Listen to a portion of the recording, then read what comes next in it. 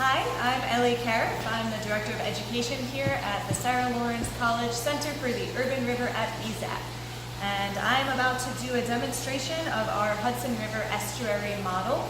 So we have this table that demonstrates a pretty accurate representation of the lower 30 or so miles of the Hudson River estuary. So the first thing I always do with students when I bring them to this table is talk about geography. So the first and foremost, most important thing on this model is the Hudson River itself, which is this blue area coming down the middle-ish part of the model. Along the Hudson, we have two states. We have New York and New Jersey. We actually, up here, we have Connecticut in this little corner. Here's the state line between New York and New Jersey on the western bank of the Hudson, whereas on the eastern bank, we are pretty much all New York State. So we have this bridge up here is the Tappan Zee Bridge, and then the bridge south of there is the George Washington Bridge. And we are here in Yonkers right now while I'm filming this video. So this is our location at BZAC, which is right again on the banks of the Hudson River. I know that that's where we are because this blue line here is the Sawmill River, which is a tributary of the Hudson and empties out just blocks away from us. So we are here.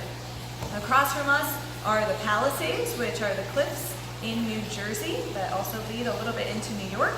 And the other pretty important river for Yonkers, besides the Hudson and the Sawmill, is the Bronx River. So we have the Bronx River, which comes down from this freshwater reservoir and empties out down here into the Long Island Sound, which also sort of goes into the East River along Manhattan.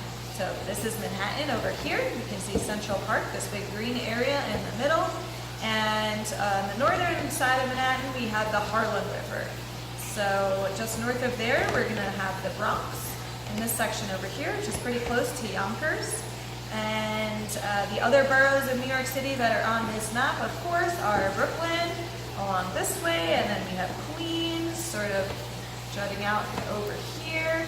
You can actually see JFK Airport and LaGuardia Airport. Queens comes down towards Long Island along here.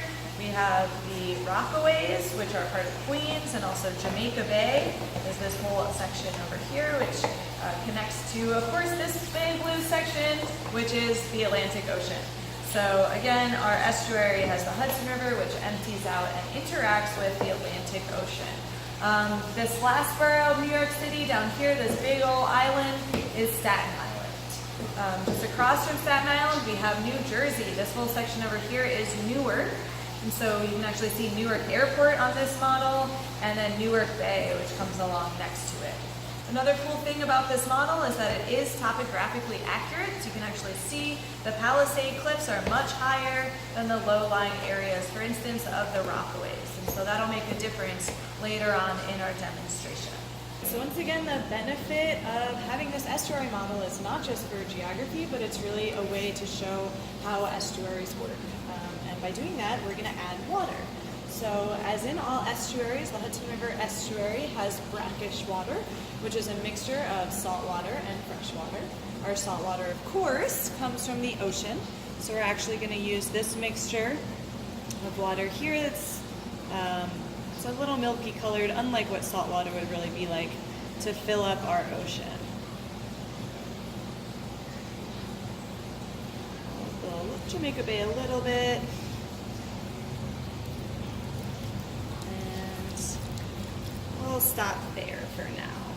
So we have our ocean filled up, and now, as I said, we're going to add some fresh water to our system to make that brackish water. So of course the fresh water comes from the Hudson River itself, and we can watch the water move down the Hudson River and actually start to enter and interact with the ocean water. This model is also a great watershed map because we can actually watch what happens as the water hits the land and goes through our watershed. You can see the water in the Sawmill River, for instance, emptying out into the Hudson as a tributary, or similarly the Bronx River down into the Long Island Sound / East River. So we can just add a little bit more water from the Hudson with our freshwater system. But as you can see, it's all sort of staying down in the ocean, so it's not giving us a whole lot of water in the Hudson River itself. But again, just like as happens in the real Hudson River, we have tidal changes about every 6 hours. So right now in our model, we're looking at a low tide condition, and in just a moment, I'm gonna bring it up to high tide, and we'll watch what happens to that brackish water. All right, so as I said, we are at low tide, but we're actually gonna bring this model all the way up to high tide, and we're gonna watch the brackish water actually move up from the ocean into the estuary itself, and you can see it just flowing straight up, pretty strong current, which is also pretty similar to what happens in the real life Hudson River estuary. And I'll keep bringing this up to high tide. And actually you can see topographically there's some really interesting sections of this map, like we're not having any flooding in this section near the Palisades because we have such a high topographical point, but towards the top of the model we can actually see, because it's a low-lying area, we do have some flooding going on. And then it's about 6 hours later, it's passed very quickly for us. And we're gonna bring this back down to low tide, and we can watch the estuary once again drain out towards the ocean. And you can even see the Long Island Sound has filled up, and all of the other rivers nearby have filled up with varying levels of brackish water, which is also, again, pretty accurate. And there we have it, back to low tide. And of course, the other water that we have that adds to our estuary is from the sky. It's part of the water cycle. So we tend to see precipitation, which can cause runoff that would go straight into the river. So we're seeing some rain conditions around here in Newark Bay. Saw some more stormy conditions earlier. But I actually just also got really bad news from Newark Bay that some terrible company started polluting again. So we're gonna see a lot of pollution around the land and the bay itself, which right now is not a super big deal, but as we see the runoff from rain, you can see more and more of that pollution entering the bay itself, and even, starting to move around down below. Right now it looks pretty localized, but again, we're in a tidal estuary. So once high tide starts to come in, we can watch that pollution actually moving around, not just north in Newark Bay, but also it starts to enter the Hudson River itself. And then as low tide will come back, we'll see that pollution going back down towards the ocean. So you can really see the way that pollution moves around extraordinarily quickly in a water system. And since we're right on the Atlantic Ocean, in just a few weeks, that pollution can be in the middle of the ocean and eventually can actually go to other oceans in the world as well. So that pollution can really move around a bunch. And at this point, with all this pollution in the bay, I ask my students, well, what can we do about that? What can we do to stop that pollution from moving around the water? And everyone will say, stop polluting, which of course is a great idea, but if you can't stop people from polluting, maybe there's another way that we can stop it at least from moving around our water systems.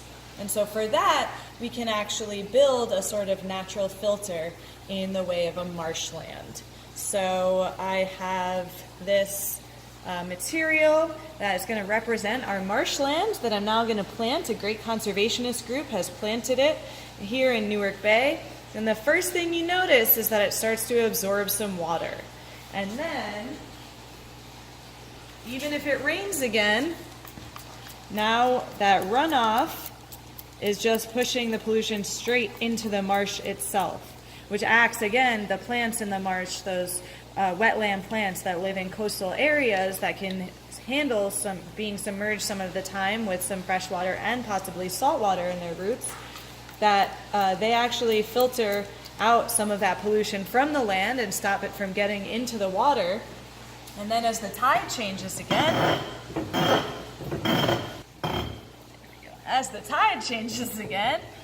we can watch how the marsh actually protects the pollution from leaving the bay and will actually pick up some of it on its way south and just keep it there. So you can really see the ways in which restoring our coastal wetlands and adding some more marshes to our surrounding area could actually have extreme beneficial effects, especially for cleaning up pollution in the Hudson River estuary and its tributaries. And another thing we can demonstrate with this model is actually the effects on low-lying areas, in particular of storm surge. So storm surge is an interaction between water and land that's sort of the opposite of runoff. So in storm conditions, wind or rain and a combination of high tide can often flood on from the water onto the land in pretty intense conditions. So this is something that we definitely saw a lot of during Hurricane Sandy, in particular down here in the Rockaways. There wasn't even all that much rain, but because of the severe wind conditions and extremely high tides, we ended up having all of these low-lying areas get affected very seriously by storm surge. So we see this movement of the water here completely flooding these Rockaways, the low-lying areas, and then totally just changing the whole trajectory of water than what we're used to. You can also notice, though, that the marshland did help protect some of the storm surge that was coming up from the Atlantic and around Staten Island. So again, even though marshes cannot protect against everything, they can be somewhat of a buffer, in particular for high tide or slight storm surge conditions. All right, so that is a demonstration of our Hudson River estuary model. Again, I'm Ellie Cariff, the Director of Education here at the Sarah Lawrence College Center for the Urban River at BZAC. We hope you visit us so that you can come see this in person.